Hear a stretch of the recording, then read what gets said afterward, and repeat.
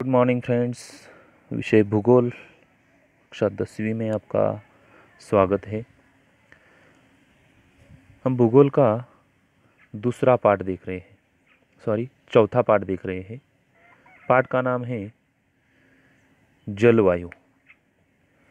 इस जलवायु को देखते समय हमें दो देशों को पढ़ना है, उसकी जानकारी हासिल करनी है। एक है हमारा भारत देश और दूसरा है ब्राज़ील। इन दो देशों के बीच में जो तुलनात्मक साम्य हमें ये देखना है, उसमें जो जलवायु भाग देख रहे हैं उसमें से ब्राज़ील की जानकारी हमने इसके पहले हासिल की है। अभी आज हमें भारत और भारत के जलवायु की विशेषता, ये जो भाग देखना है उसकी हम चर्चा करेंगे। तो चलते हैं। जो ब्राज़ील का मानचित्र है उसमें जो वहाँ का वर्षा और तापमान का भाग सूची के साथ या दिया है, तो उसकी जानकारी हमने हासिल की। हमें भारत और भारत में होने वाली जो वर्षा है, वर्षा और वहाँ का तापमान, इन दोनों के भाग में जो भी घटक अलग अलग है उसकी बारीकी से पढ़ाई या करना हमारा कर्तव्य बनता है। तो चलते हैं, भारत के जलवायु की विशेषता हमें देखनी है। देखो, भारत का जो समावेश है वो कटिबंधीय प्रदेश में होता है, और भारत की जो जलवायु की विशेषता है उस विशेषताओं में सबसे महत्वपूर्ण जो घटक है, वो घटक भारत की जो जलवायु है वो मानसून प्रकार की है। ये देखो, ये याद रखना है आपको। वो आपको रिक्त स्थान के लिए पूछा जा सकता है। एक वाक्य में जवाब लिखिए, जोड़ियाँ लगाए, हर एक तरह का सवाल आपको पूछा जा सकता है। तो उसके लिए भारत का जलवायु कैसे है, भारत की जलवायु मानसून प्रकार की है, ये आपको याद रखना है। ये मानसून शब्द आप याद रखें। देश के बीच से गुजरने वाली जो कर्क रेखा है, अभी जो कर्क रेखा कहाँ है आपको देखना हो तो हम यहाँ देख सकते हैं कि भारत में जो कर्क रेखा गई है वो कर्क रेखा यहाँ से ऐसे तरीके से यहाँ गई है, और उसे कर्क रेखा इस नाम से हम जानते हैं।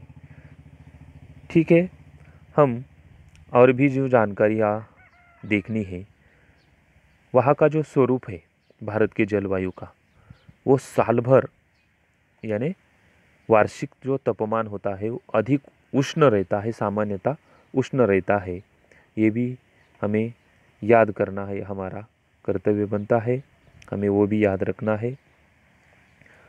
ज़्यादा से ज़्यादा तापमान अभी तो हमने इस साल देखा है कि 45 के आगे गया है, लेकिन यहाँ जो तापमान का वर्णन किया है वो हिमालय पर्वतीय क्षेत्र के कुछ भागों में तापमान 40 डिग्री सेंटीग्रेड से भी नीचे गिर जाता है।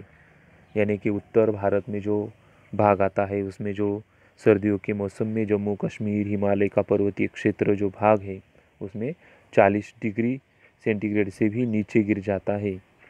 ये भी यहाँ देखने को मिलता है। और भी जो जानकारी हमें यहाँ हासिल करनी है, उसके बारे में जो चर्चा करनी है, तो उसमें से हमें बहुत ऐसे तरीके से देखना पड़ेगा कि जैसे कि भारत में जो उत्तरी भाग है वहाँ का तापमान और भारत के बीच का तापमान और भारत के चारों दिशाओं का तापमान हमने इस मानचित्र के जरिए यहाँ देखा है।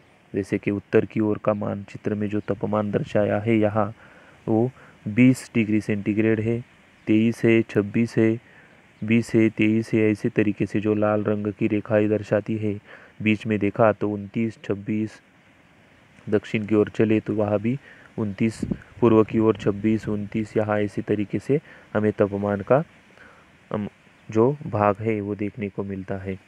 तो चारों दिशाओं में अलग अलग तरीके का तापमान अलग अलग ऋतुओं में या होता है। तो हमें ऋतुओं के बारे में भी जानकारी लेनी हो तो वहाँ भारत में 4 प्रकार के ऋतु हमें देखने को मिलते हैं। कौन से 4 प्रकार के? वैसे हमने तो देखा है सर्दियों के दिन, धूप के दिन और बारिश के दिन, लेकिन बारिश के दिनों में 2 प्रकार और भी बड़े हैं। वो तो कैसे? तो उसकी जानकारी हासिल करना यह हमारा काम होता है। देखो, भारतीय मौसम विभाग के अनुसार भारत में 4 ऋतुएं होती है। जैसे कि भारतीय जलवायु जो विज्ञान विभाग है हमारा, वो भारत के ऋतुओं को तैयार करता है, विज्ञान विभाग। उसके अनुसार पहला जो भाग यहाँ दिया है ग्रीष्म ऋतु। वैसे ग्रीष्म ऋतु का अर्थ ही ऐसा होता है कि जो धूप का दिन, यानी जो धूप के दिनों में हम जो 4 महीने देखते हैं वो पूरे के पूरे कैसे होते हैं, कहाँ से कहाँ तक रहते हैं, ये भी हमें पता है। जैसे ही हमारा जनवरी ख़त्म हो जाता है और फरवरी के यानी जनवरी के महीने में ही धूप लगना शुरू हो जाता है, तो वहाँ से लेकर मई के एंडिंग तक यानी कि जून में हमारा बारिश का काल शुरू होता है, तो वो वर्षा काल शुरू होता है। जैसे कि ग्रीष्म ऋतु के बाद जो वर्षा काल आता है, जैसे कि देखें हम यहाँ देख सकते हैं, जो ग्रीष्म ऋतु हमने देखा, उसके बाद जो वर्षा काल शुरू होता है। अभी वर्षा काल हमने देखा है कि भारत में 1 जून में वर्षा शुरू हो जाती है।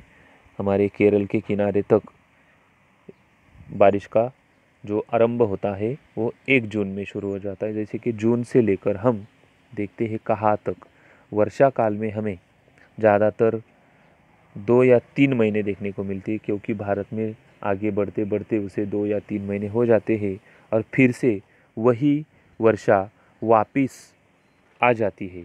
तो कैसे वापस आ जाती है, हमें एक बार उसे देखना हो तो मानचित्र की ओर जाना पड़ेगा। अभी मानचित्र में जाते समय हमें देखना है कि जैसे ही 1 जून में वर्षा हमारे भारत देश में एंट्री कर लेती है, तो आगे जाकर वो वर्षा है, उनकी हवाएं ऐसे तरीके से आगे जाती है और फिर वापस मुड़ती है। तो वापस आते समय उनका जो घटक है, वो प्रवास, उनकी यात्रा फिर वापस ऐसे तरीके से भारत के बाहर निकल जाती है। जैसे कि आगे जाने वाला भाग ये वर्षा काल का होता है और पीछे जाने वाला भाग ये उनकी वापसी का होता है। ये हमने यहाँ देखा है। इसलिए हमारे जो 4 घटक बनते हैं उसमें से तीसरा जो है वापसी का मानसून, इस नाम से उसे हम जानते हैं। उसे भी वर्षा का ऋतु ही कहा जाता है, लेकिन वर्षा ऋतु के 2 भाग हमने देखे हैं। और आखिरी रहा वो है सर्दियों का मौसम यानी ठंड के दिन। ऐसे 4 घटक हमें यहाँ ऋतुओं में देखने को मिलते हैं। कौन कौन से? ग्रीष्म ऋतु, वर्षा काल, वापसी का मानसून और सर्दियों का मौसम। फिर से मैं बताता हूँ, ग्रीष्म यानी धूप के दिन, वर्षा काल और वापसी का मानसून यानी बारिश के दिन और सर्दियों का मौसम यानी ठंड के दिन। ऐसे 3 ही मुख्य है, लेकिन वर्षा काल में हमने 2 भाग अलग अलग किए। इसलिए भारत में कितनी वर्षा ऋतु है? 4 ऋतु है, ये आपको ध्यान में लेना है। जलवायु पर प्रभाव डालने वाला महत्वपूर्ण जो घटक होता है, उस घटक को भी हमें यहाँ देखने को मिलता है। तो हिंद महासागर और हिमालय पर्वत। अभी हिंद महासागर से जो बारिश की हवाएं आती है बादलों की, उससे हमें बारिश मिलती है और वही बारिश कहा जाती है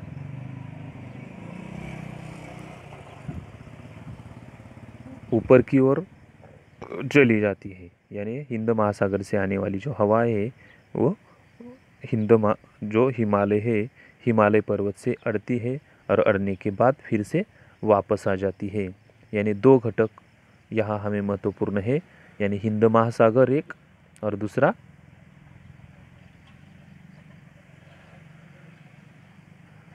हिंद महासागर एक और दूसरा हिमालय पर्वत। ऐसे 2 घटक यहाँ महत्वपूर्ण हैं। प्रादेशिक जलवायु की भिन्नता के 2 कारण हमें यहाँ देखने हैं। एक अक्षांशीय रेखीय स्थानों में जो अंतर है वो, और समुद्र सतह से सापेक्ष जो ऊंचाई या हमारी ज़मीन की होती है वो एक घटक महत्वपूर्ण होता है। और आखिरी में जो जलवायु का परिवर्तन के कारण होते हैं, उस कारणों में ज़्यादातर हमें अलग अलग आपदाएं आने वाली देखने को मिलती है। अनियमित वर्षा होती है, कभी सूखा अकाल पड़ता है, कभी चक्रवात होता है, कभी कभी इतनी बारिश होती है कि बाढ़ भी आ जाती है। ऐसे तरीके से भारत के जलवायु में जो विशेषताएं हैं, उस विशेषताओं को हमने यहाँ एक अच्छे ढंग से देखने का प्रयास किया है। आज के लिए बस इतना ही। धन्यवाद।